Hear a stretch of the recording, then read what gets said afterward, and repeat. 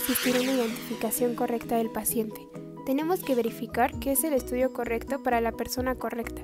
Esto a través de los datos de identificación del paciente y de la fecha de exploración.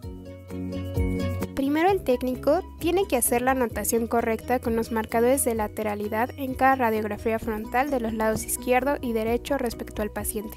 En la posición correcta de la radiografía en la pantalla, el lado derecho del paciente debe estar siempre frente al lado izquierdo del observador. Para poder distinguir la tele de tórax o la proyección posterior-anterior, debemos tomar en cuenta los siguientes parámetros. Los omóplatos están fuera de los campos pulmonares.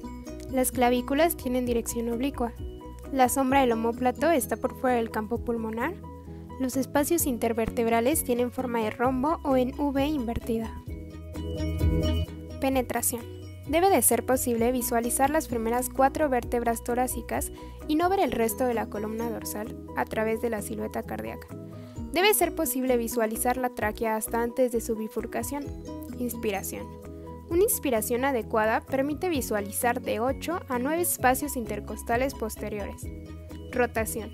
La imagen debe estar centrada y no presentar rotación. Para determinar si existe, debe tomarse en cuenta el ángulo que forman las clavículas con las apófisis espinosas de las vértebras dorsales, el cual debe ser igual en ambos lados. A continuación comenzaremos la interpretación de tórax.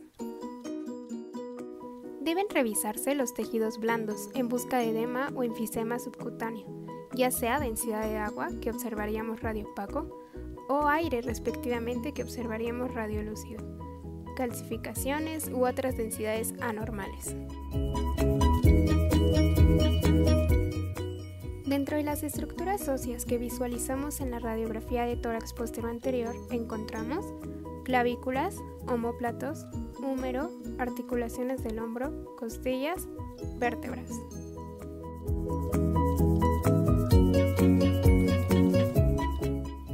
En la proyección frontal, la tráquea se observa como una columna de tonalidad oscura de contornos relativamente bien definidos, la que con frecuencia presenta una leve impresión en su pared lateral izquierda distal por la aorta. El calibre de la tráquea no debe ser menor de 1 centímetro ni mayor de 3 centímetros en el diámetro transversal. En la proyección lateral, la tráquea se identifica en el centro, habitualmente con un trayecto algo oblicuo hacia caudal y posterior.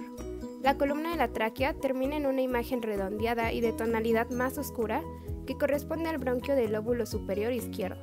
Examinar una radiografía de tórax, se recomienda empezar por la parte superior de la radiografía e identificar la columna de aire traqueal.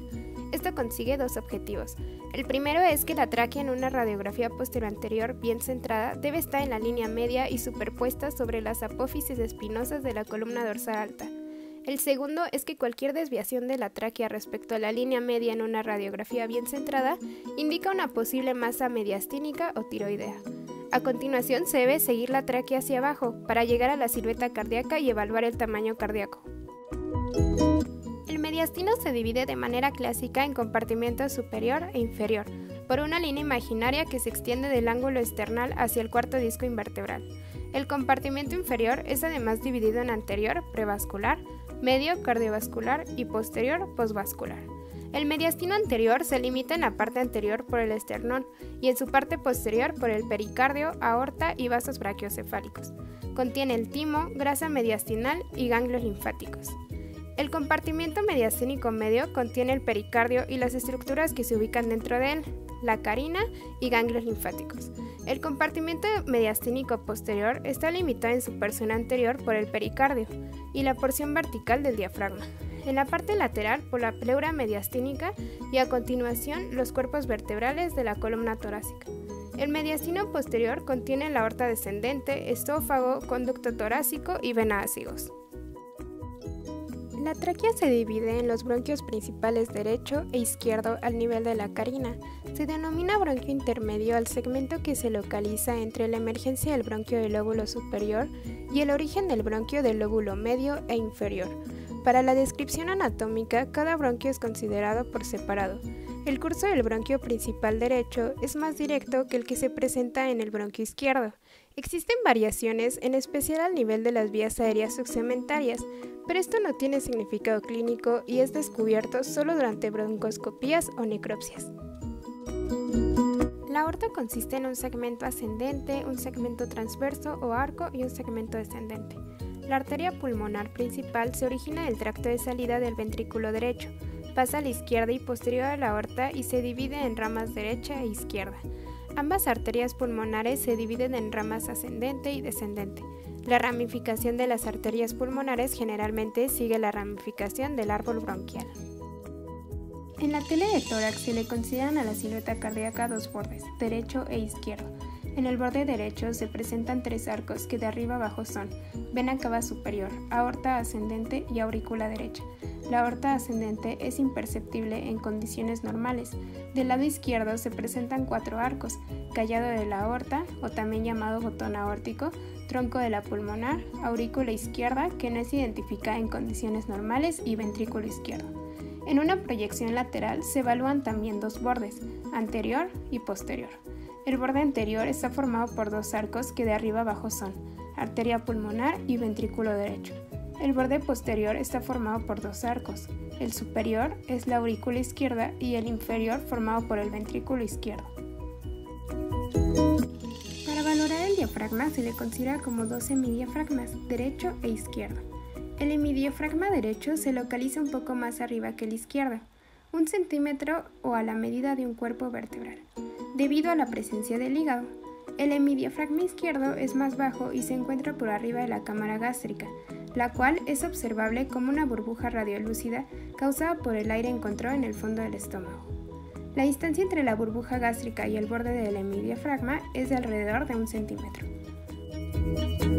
Arterias y venas se ramifican de forma vertical en lóbulos superiores e inferiores. Los vasos de los lóbulos superiores tienen un diámetro menor que los de los lóbulos inferiores, esto en una posición erguida. En la zona 1 se encuentra definición clara de vasos y ramas bronquiales. En la zona 2 menor tamaño y visualizados con dificultad. En la zona 3 visualización difícil del espacio aéreo o vasos.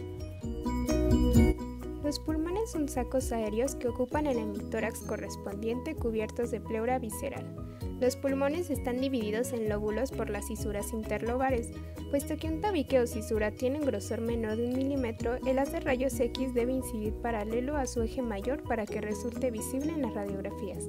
El pulmón izquierdo está dividido en lóbulo superior e inferior por la cisura oblicua o mayor. El pulmón derecho está dividido por dos cisuras, horizontal y oblicua, en tres partes o lóbulos superior, medio e inferior.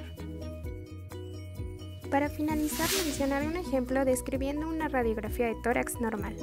La tráquea es central, campos pulmonares con expansión uniforme sin patrones radiológicos anormales, pleuras normales, la silueta cardíaca tiene un tamaño normal, mediastino central, los contornos mediastinales e iliares son normales, no se observan alteraciones óseas, sin evidencia de alteraciones diafragmáticas o cuerpos extraños. La imagen corresponde a una radiografía de tórax normal para la edad. La radiografía simple de tórax es un estudio complementario, el cual sigue siendo en la actualidad la técnica de imagen más utilizada para el estudio de las enfermedades respiratorias. Además, es muy accesible, de bajo costo y baja exposición de radiación a comparación de otros. El conocimiento de la anatomía radiológica y sus variantes es fundamental para su interpretación radiológica e identificación de hallazgos patológicos encaminados a una sospecha diagnóstica.